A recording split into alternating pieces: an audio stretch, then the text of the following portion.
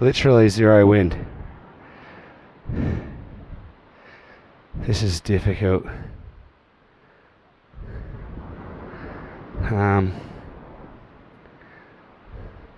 Just watching that windsock and it's not even moving. Alright, now I can feel it on my face.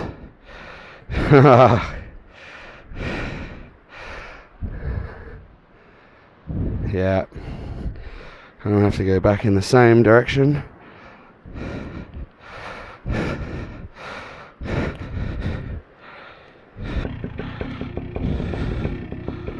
Alright, I just want my A there, that one.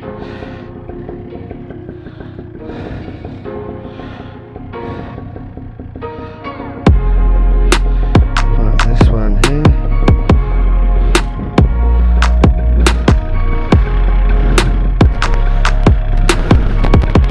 Hopefully I get a bit of that wind action.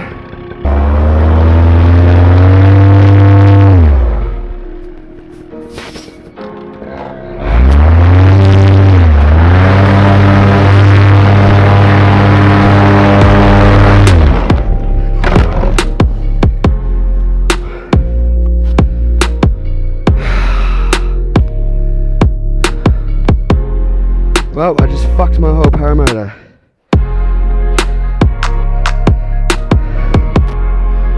By being dumb.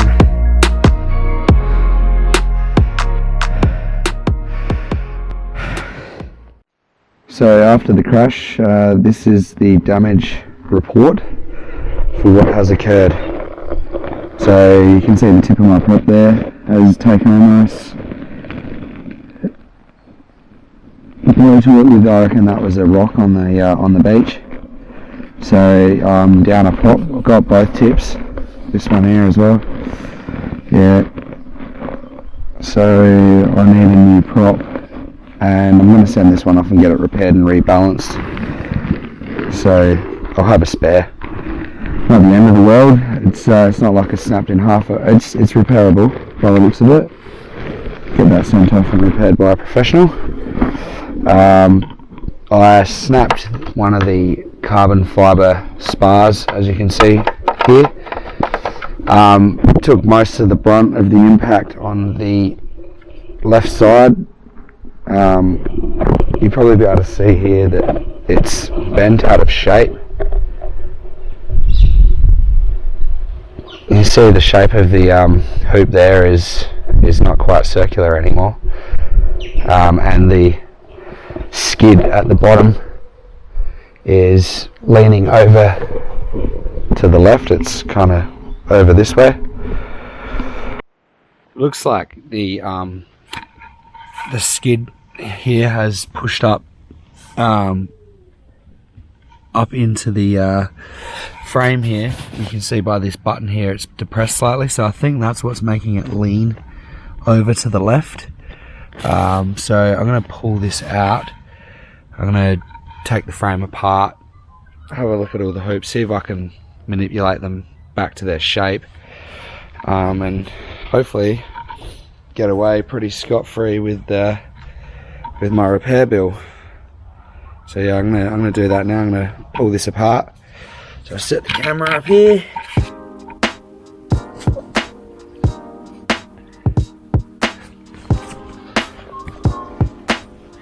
Okay.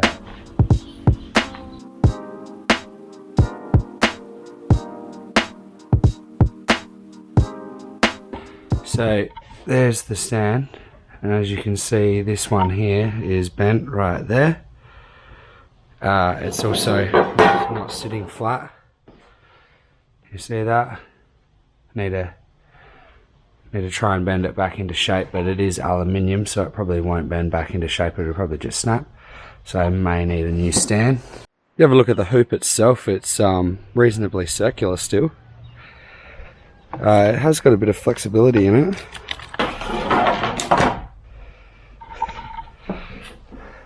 Yeah, this isn't the best table to check it on because it's not really flat itself, but yeah, the hoop's in pretty good shape really. Don't think I even need to get anything for the hoop.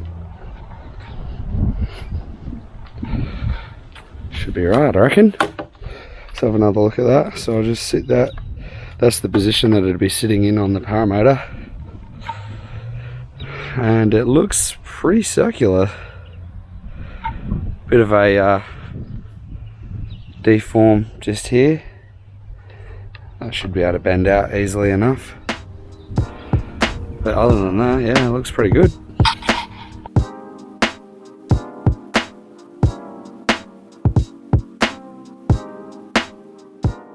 So this is the final damage report after my little incident on the beach with my launch. I'm pretty annoyed with myself about that one, as you would be. Pretty stupid. So give yourself plenty of room to launch. But this is the final damage report of what I did to my Paramotor. So I've got a bent spar there. Oh, sorry, bent stand. I tried bending it back, and yeah, because it's aluminium, you can't bend it back once it's bent, and I cracked it right there.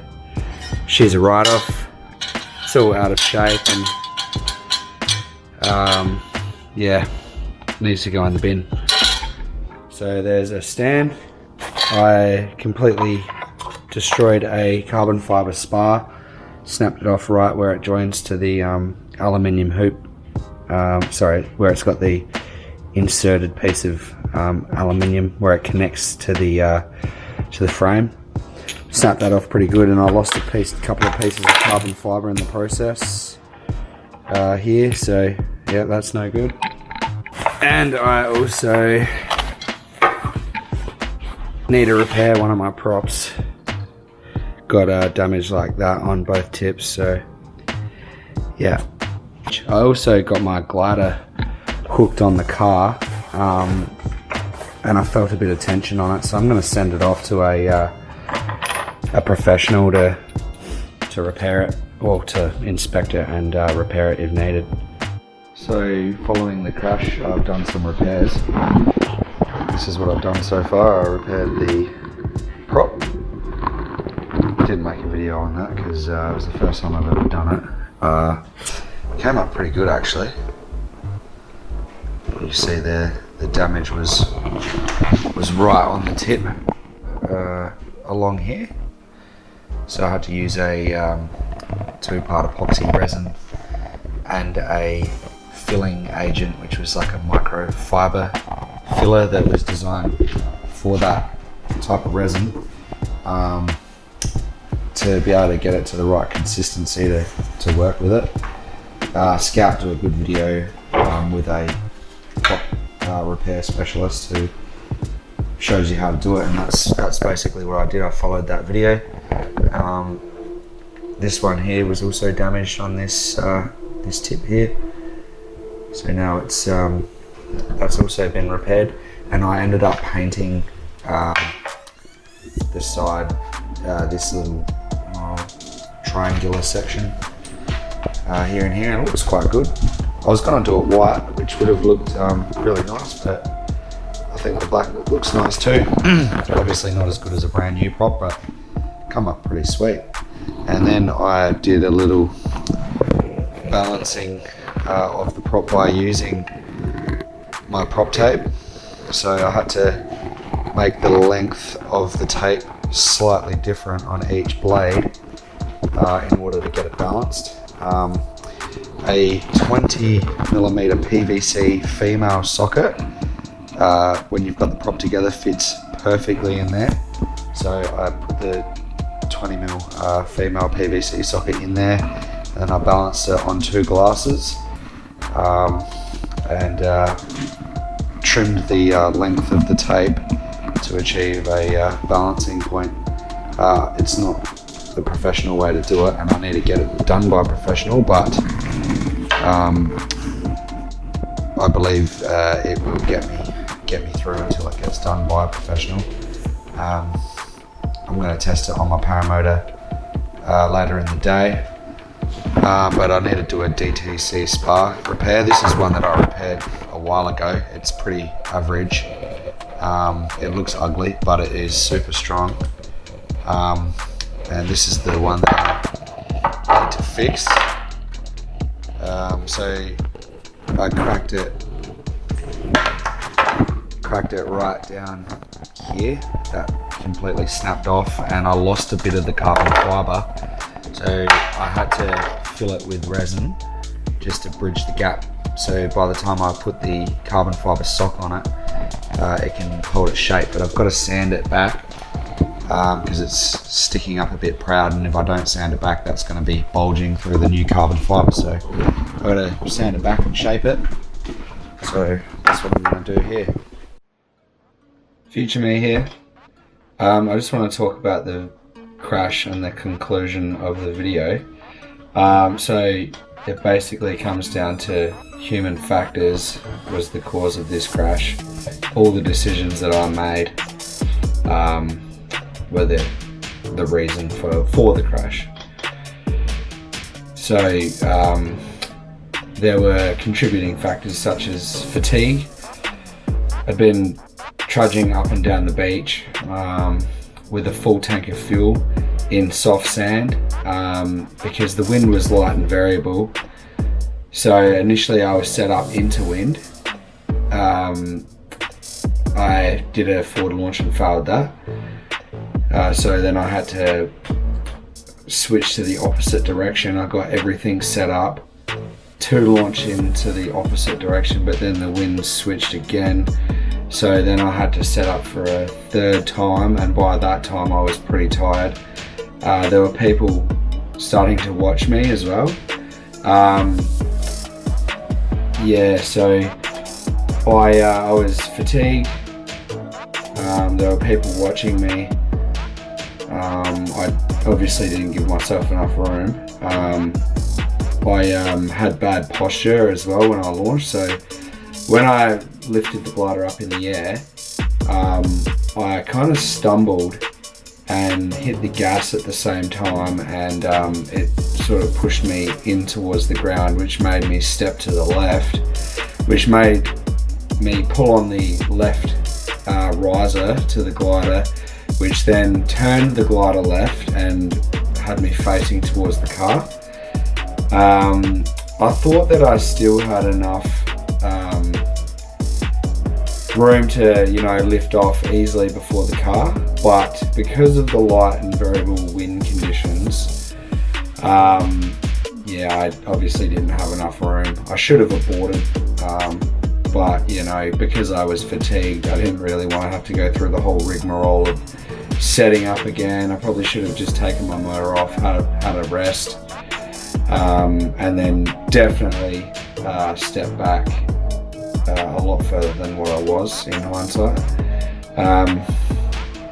It's important to remember to give yourself plenty of room. Nil wind conditions are actually really hard to launch in, especially if the wind is changing direction, and that's what it was doing. It was scheduled to change direction. It should have changed direction about an hour before I was there, according to the forecast, but as I got there it was changing direction. The day was going to be heating up too, so I wanted to get into the air as quickly as I could to beat the heat, that was another human factor contributing towards the bad decisions that I made. I didn't get injured from that at all. As you can see from the video, I just damaged my prop. I broke a DTC spar and needed a new stand, which I have now repaired and replaced. And I've been on 2 flights since that incident, and the Paramotor's working nicely. So I'll make a video about those repairs that I did. I also upgraded the cage. I put the new beef tube upgrade kit that Scout offer on the cage, so I'll make a video about that too. Alright, but hope you enjoy the video. Feel free to leave a comment. Everyone loves a crash video, so I'm sure I'll get plenty of comments on there. Hopefully you can learn from my mistakes, and safe flying. Peace.